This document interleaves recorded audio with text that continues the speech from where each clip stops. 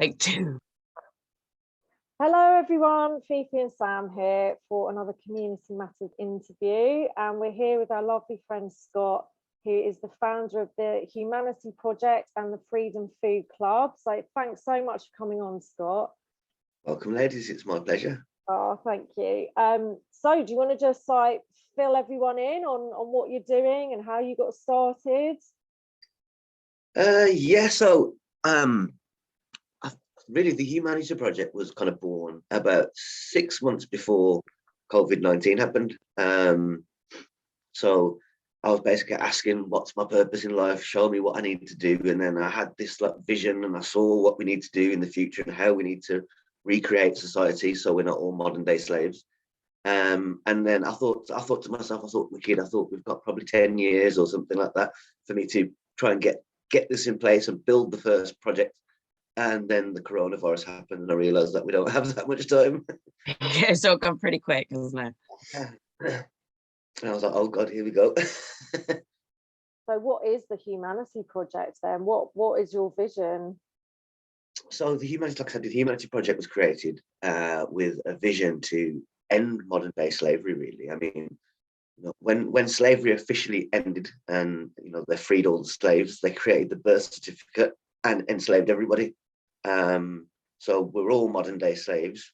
And it was basically, I think we should all live not completely for free, but I think that the basic needs that we all have, like a housing and electricity and things like that, I think that should be free. I don't think that anybody should have to work 40 or 50 or 60 hours a week for their whole entire life until they get old and unfortunately retire with maybe about 10 years left. Yeah. To me, that's not the way the world should be. So that's what Humanity Project is for. It's for, in the future, we're going to build a project and show everyone how we can live in a much better way than what we are currently. So what does it involve? What does that look like then in the real world? So in the real world, so there are other people as well. So when I saw this, after about 6 months, I fell onto Michael Tellinger as well from One Small Town. Absolutely brilliant man. And from there as well, I was also doing research, looking, and I came across Bullminster. And he basically said, if you want to change the paradigm, you need to create a better one that works better than what's currently being used.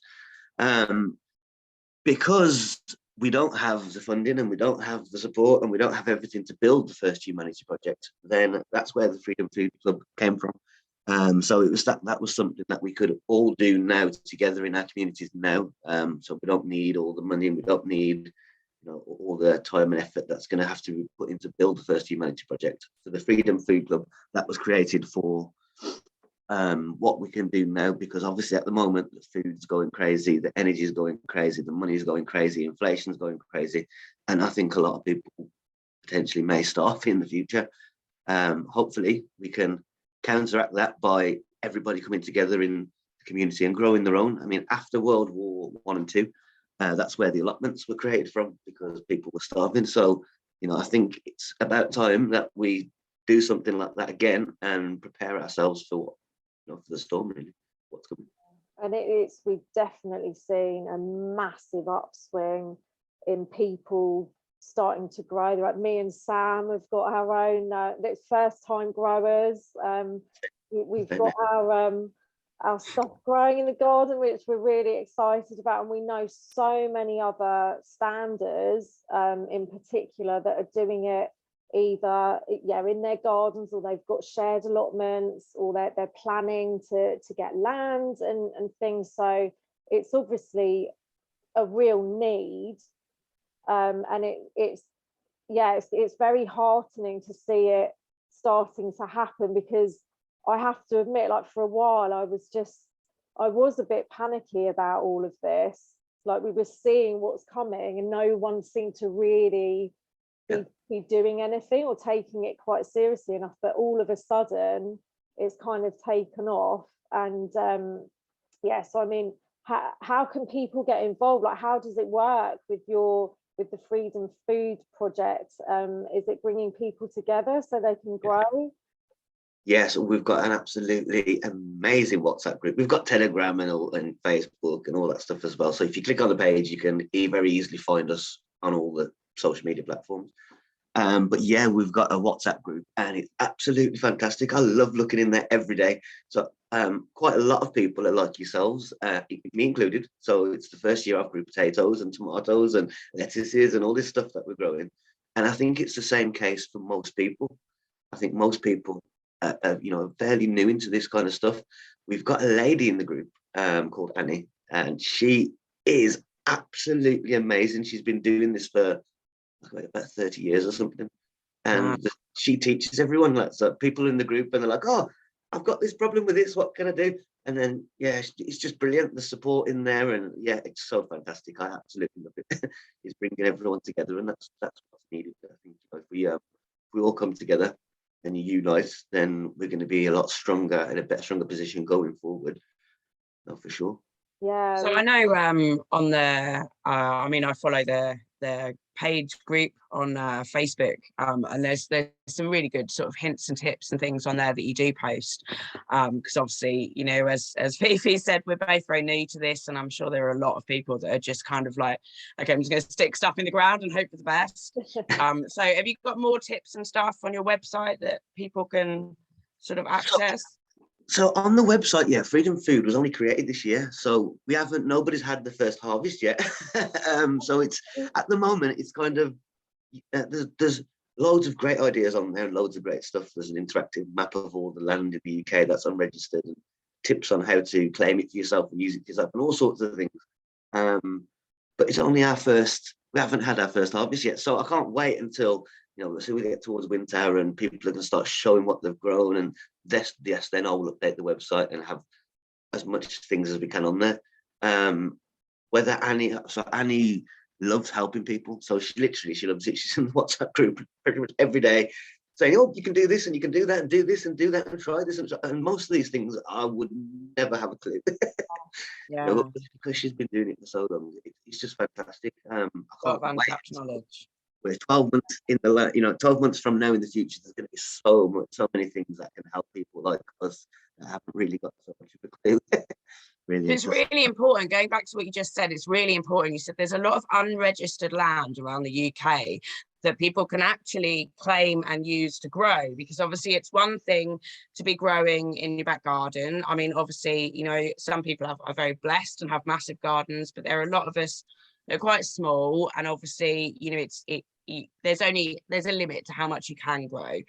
So obviously for a lot of people, if we're really thinking about moving towards the future, having, you know, much larger land that as a community you can, you know, work on the ground, get stuff in the ground so that you've got much larger kind of harvests. How you know, I mean, I when you told me this morning, I was sort of really had no idea. So can you just give a little idea about, you know, this unregistered land, and just briefly, people will direct people to your website, obviously, so they can have a good look. But I find it very interesting that we can just go and take this land, grow our food on it, and provide for our community. It's just amazing. Yeah, so on the website, like I said, there's a page that's all to do with unregistered land in the UK. Now, the size of it, I would say it's probably, if you put it all together, it's probably about the same size as Wales. Like there's loads, there's absolutely loads of land, but there's some bigger bits here, smaller bits here. There's an interactive map on there that you can click on and have a look and see where everything is. And then there's also the instructions, so how to approach that land, how to claim that land for your own, how to start using it for yourself, and you can even make a profit from it within weeks. So, you know, if you wanted to make allotments, you could make allotments and rent allotments out, or if you wanted to put a caravan on there and do an Airbnb, then you could do that. Or if you wanted to grow food and grow your food, you can do that. There's loads of options. But yeah, that's the page. It's on the site. I recommend everyone go and have a look and get in some land, because next year, if you don't hurry up, I'm going to get loads of it. I don't mind sharing anyway. Get in there. I mean, that's just incredible. You just have no idea about these things. I mean, obviously they don't want us to know this, and it's been quite telling, really. That obviously there is a pricking up, and they're noticing that people are taking control over their food back, because we've seen you know, ridiculous propaganda about, oh, you know, weird foam on plants. The chickens, we must stop keeping chickens. It's just it's so. Oh, Bill Gates is at the forefront of all that. So, yeah, absolutely. Yeah, anyone who thinks, oh, Bill Gates is in the States, you know, nothing to do with us. No. There are no boundaries. This affects everyone.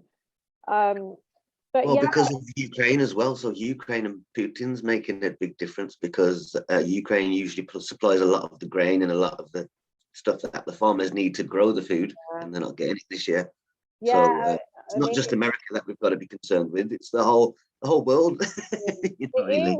We're seeing it. I mean, obviously, it's a concerted effort to dismantle the food chain that we've all become so dependent on over the last few decades, and it's a great time to actually get involved now, because it has taken off. And there are groups and projects like yours, and it's so much easier to get the information you need, because it can seem a bit daunting. I kind of was like dragging my feet a bit on I've been talking about it forever. Yes, I'm going to grow this and that, and it's like still hasn't happened. And there was this kind of reluctance to just go for it and do it. But now with groups like yours, you can just get all the tips and information and support you need, and it gets your energy up, doesn't it, when you've got, you know, you're part of this growing community, and that you can come together, and it doesn't even have to be just your own little plot in the garden. You can come together with others. It's like everything that we're doing, it's all about community and empowering each other, and realizing we've got so much more control actually accessible to us if we just come together and realize it. Yeah, I agree completely. I think so. I think the two most powerful forces on the planet are love and unity in the community. I think, you know, when you bring good people together to try and change the world and make it better, then you're not going to get anything more powerful than that. Exactly. And it's things just kind of, you just take a step at a time, don't you? It can be a bit overwhelming if you're looking way into the future, but if you just take that first step, things kind of unfold before you. The path reveals itself. It's all about that intention, and that's what we've always talked about. That was, you know, kind of the idea behind the stand in the first place. In particular, was just get the people together, and then the magic will happen. Don't think any further ahead than that. Just get everyone together first, and everything will reveal itself and be taken care of. I mean, can you imagine if every UK stand went to your website, had a little look, found their nearest patch of unregistered land, got together, claimed it, started growing food, you know, that would supply, you know, their community, the fear of not having enough to eat, you know, because it's a very, very basic and sort of primordial need. You know, we all need to eat. And I know, you know, for a lot of people, the idea that there's not going to be enough is quite scary. But obviously, you know, the Freedom Food Club is going to enable a lot of people. The information there, particularly, is going to enable a lot of people. And I kind of just the excitement of just sort of, you know, the world being the country, sorry, being sort of covered with, you know, people taking responsibility for themselves and their own needs, and getting out there and growing. I think it'd be amazing. Yeah, and I think so. A big part of this as well is chickens. Chickens are going to pretty much save the world. Love that. That's probably It's a why funny they're trying thought, to get rid of isn't them with the chicken flu, and there's all about chicken flu and Yeah. kind of stuff. But if you think about it, if you've got the right chickens, they lay about 300 and something eggs a year. So you can live on one egg a day if you really need to, and things do get that bad. You can live on one egg a day. You know, so if you've got half a dozen chickens, you've got half a dozen eggs pretty much a day. You know. Yeah, this is the thing. We've always got so much more that we can actually just use for ourselves. There's so much abundance, and that's like just the biggest scam, in my opinion. And how we've got to this point is that we've completely had the wool pulled over our eyes, and it's all lack, and it's all, we have to compete for resources. We live in an endlessly abundant universe, whatever you want to call it. We've always got everything we need. All that's happened is someone has come in and stood between us and all the natural resources, everything that is actually our right, and said, okay, hand over your gold or whatever, and we've got everything we need, and it's time. They need to go. And I absolutely agree, nobody should have to earn the right to live. They earn a living. You've been born, job done. Everything here is for you. And those basic human needs, shelter, warmth, food, clean water, that should be a given. It is not a privilege, it is a right. All the extra stuff, of course, we can create an economy where for the extras, you know, there's an exchange of energy where you've got the add-ons and a certain lifestyle, fine, which should still be very fair. But as for basic human needs, money should never ever come into it, that you should not have to earn anything. And it is, you're right, it's absolute slavery. Slavery has never gone away. No. It's just in another just got rebranded. Exactly. They freed the slaves and then enslaved everybody. Everyone. Yeah. Literally. Absolutely. Yeah. So I think, yeah, you know, I can see how all of these different things, because we're coming at everything from different angles, aren't we? So we've got the food, we've got the energy, alternative energy systems, the whole lawful side of things, common law, education, all of these things are being tackled. And that's what essentially the Humanity Project is going to be about, really, isn't it? A completely different system, for want of a better word. So at my best friend's house, we're pretty much making that there, really. I mean, the Humanity Project is all about having everything you need without having to pay for the basic needs, you know. Yeah. So like I said, we're putting some chickens and some ducks and some rabbits and things like that. I've got him, he's making some energy devices, because we've found loads of energy devices that you can make for yourself to power your own house. So once we've made that, we'll have free energy, we'll have no energy bill, and then we'll also have free food. We won't really have no food bill. You know, once you're at that point, I think that's a pretty good place to be at. I mean, knowledge as well. Also, the knowledge has been taken away from us, and they've given us false knowledge about so many things. Yeah. You know, like, for example, I didn't know, and I bet you guys probably don't know this, but we'll find out now. But did you know you can keep eggs for 2 years in the fridge? No, I did not. Just seen that. 2 years. 2 years. Just seen it. Andy, they wouldn't do this stuff. See, that they don't teach us, and they purposely. You know, do you have to do something particular with the eggs to make them last that long? Don't wash them and put them in lime water. That's it. Yeah. And they'll last 2 years. That's literally it. Don't wash them and put them in lime water in a jar. Oh, another good one that I've just we've been doing actually is, it doesn't seem to work with all fruit, but definitely for blueberries, if you've got those, put them in glass jars in the fridge. Same for strawberries. Unwashed though, don't wash them, put them in a jar in the fridge. They do last a lot longer. Raspberries didn't work so well, but I think they'd already started to go, but just try it. Put things in glass jars in the fridge and they just last and last. Yeah, so we're not told we're not told most of this stuff, and you know the things they do tell us, we think, oh yeah, bread only lasts a week, oh eggs only last a week, and things like that. And obviously they do that on purpose, so that we just throw everything away and wasteful. Yeah, absolutely. I mean, that it's only really been in the last couple of decades, hasn't it? You didn't used to have all those. You would sniff something, oh well, that's gone. That's when you would get rid of it. That's how you could tell. It's common sense, isn't it? But there's so much food waste. It is really criminal, actually. And I think also when people are growing their own food and they're responsible, you're going to be so much more respectful of, you know, just not having that disposable mentality that we've all been very encouraged to adopt.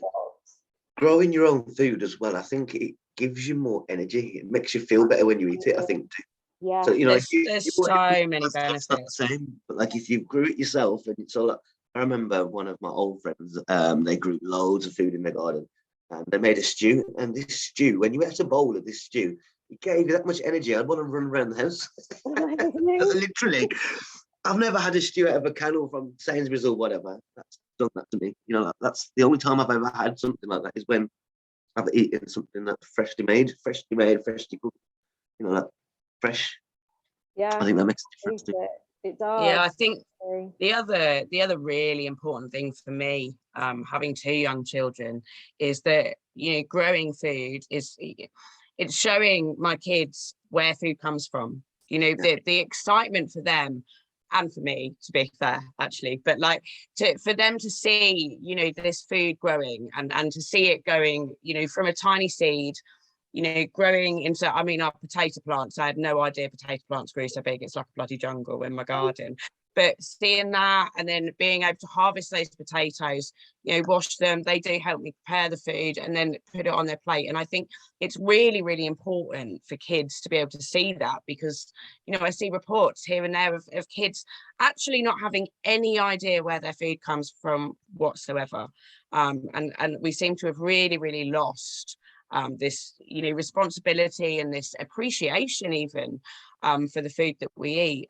So I think, you know, getting the kids involved as well. And if you've got, obviously it's, you know, it's great for the garden, but in a community project, if you've got, you know, various families with children, you've got the children coming together, obviously it makes it even that much more beneficial for the children. They can get down and dirty and dig and connect with other kids, other families, and I think, you know, it's just really, really important, particularly for children. I think that they should do that. I think that, you know, in schools, I think the students should eat the food that they've grown themselves and learned how to grow in school.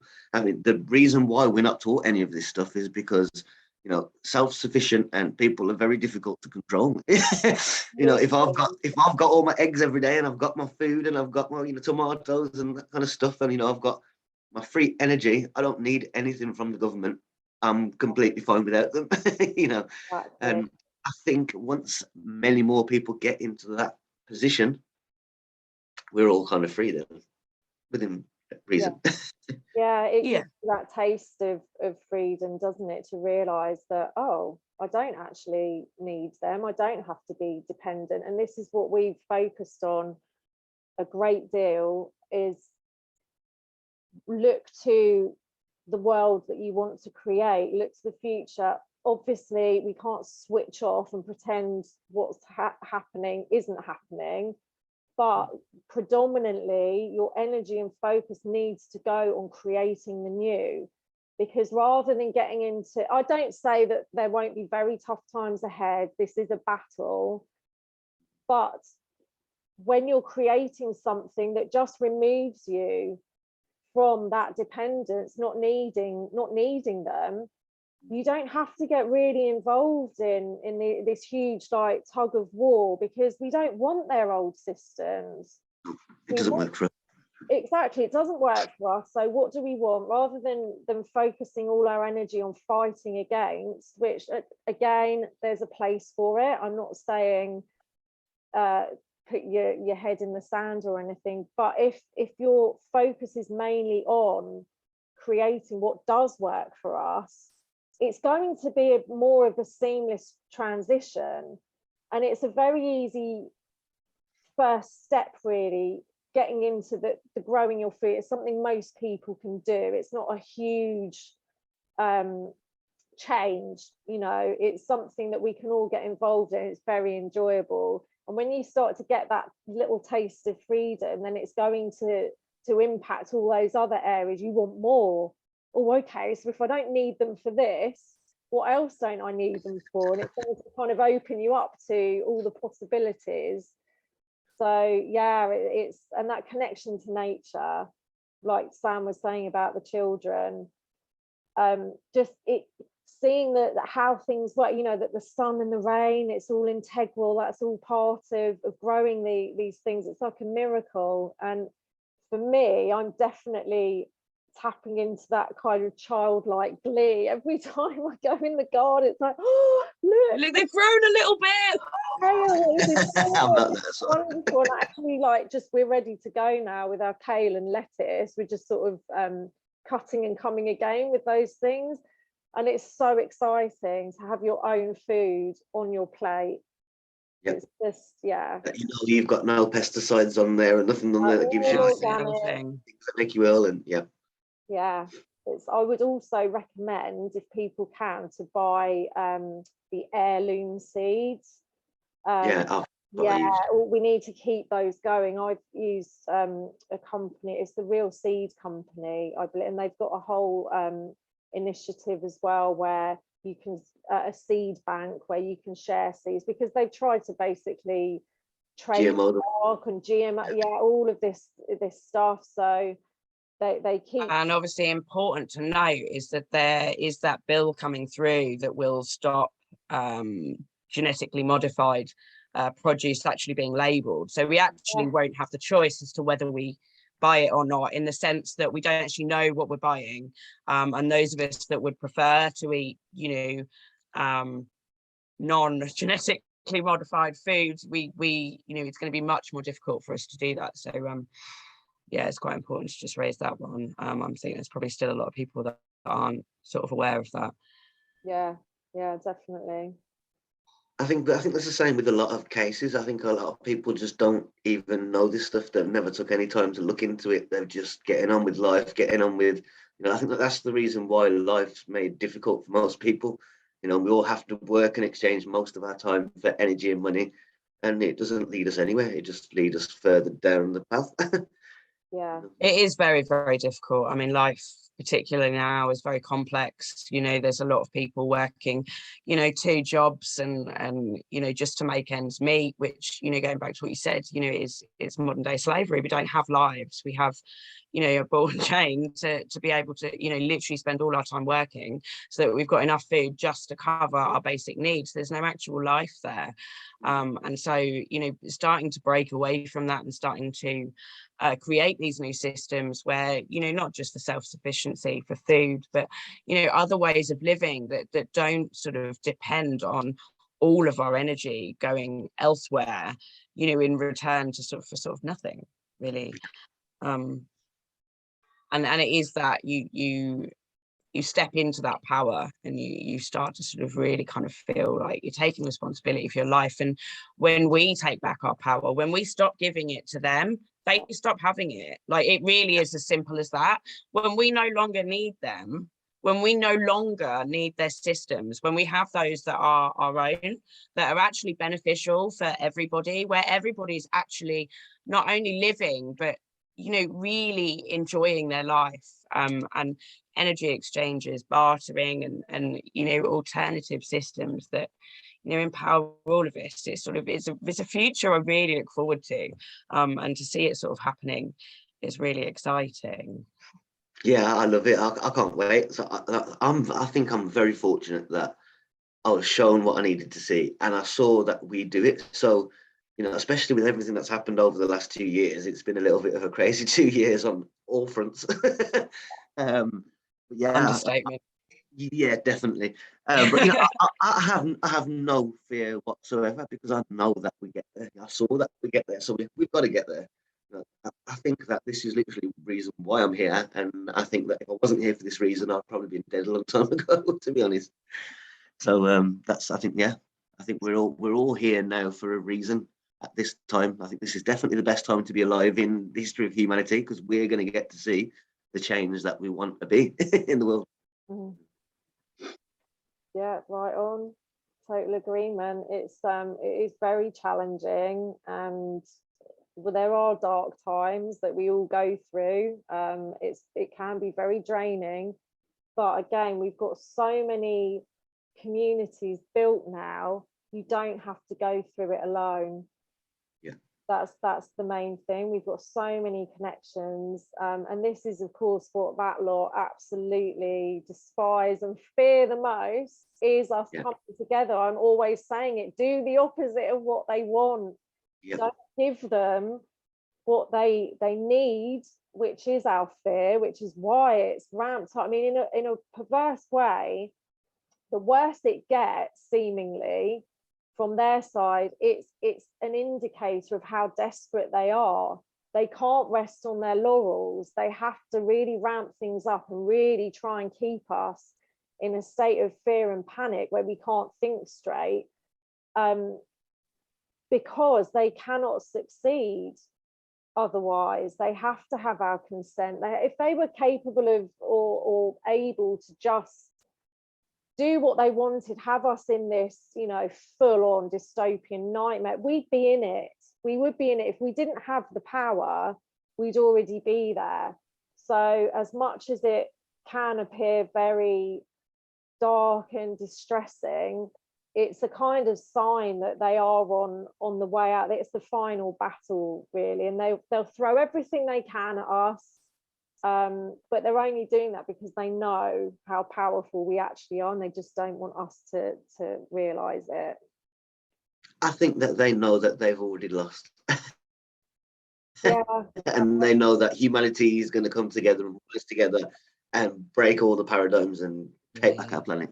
I do. But obviously, to get there, you know, like it is going to take all of us. So you know, we've all got to kind of get involved and really band together to kind of really bring this, you know, just fantastic vision, you know, into the fore. So yeah, as I said, we'll put the links in the post, sort of underneath or above, whichever platform it's on, and we would encourage everybody to head over to your website and yeah, look up your local land. Absolutely. And get growing. And look at your local stand in the park and PHA as well, because on both websites I put a page for you guys, so people can literally click and join the local group. I think that, you know, I've been to loads of stand in the parks. Like I've got to hold my hands up and be completely honest. I haven't been to the one where I'm from, but I've been to like several others. Oh, great. And yeah, I think that, you know, obviously it's going to take all of us to come together in the community, locally and globally, for us to make, you know, make the changes that we need.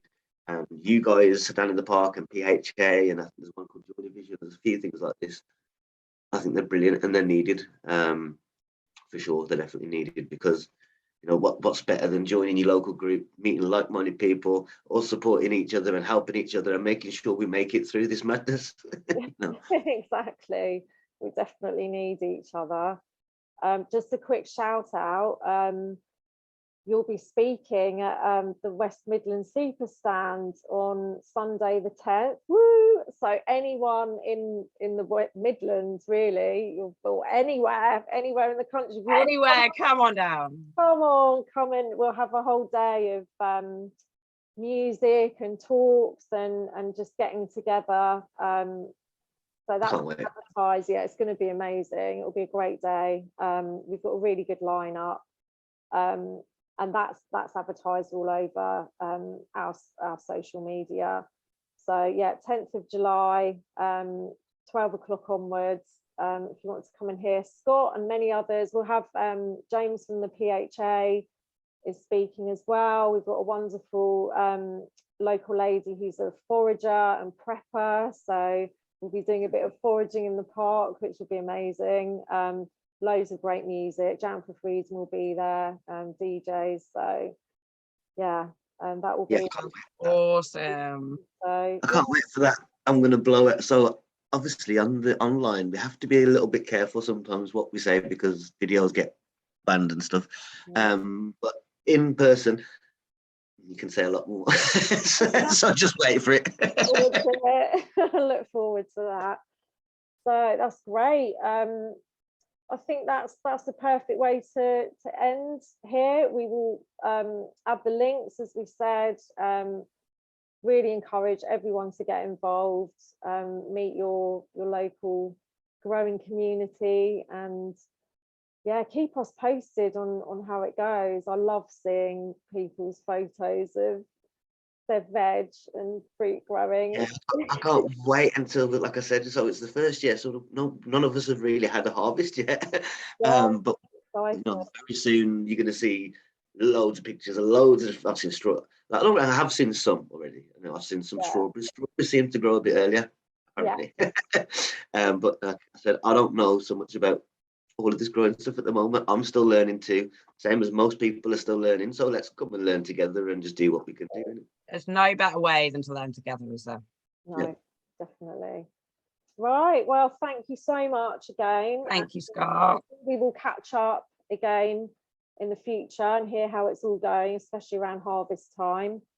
But yeah, so we'll be back again for another interview next week, so just keep your eyes peeled. In the meanwhile, lots of love to you all. Take care. Bye.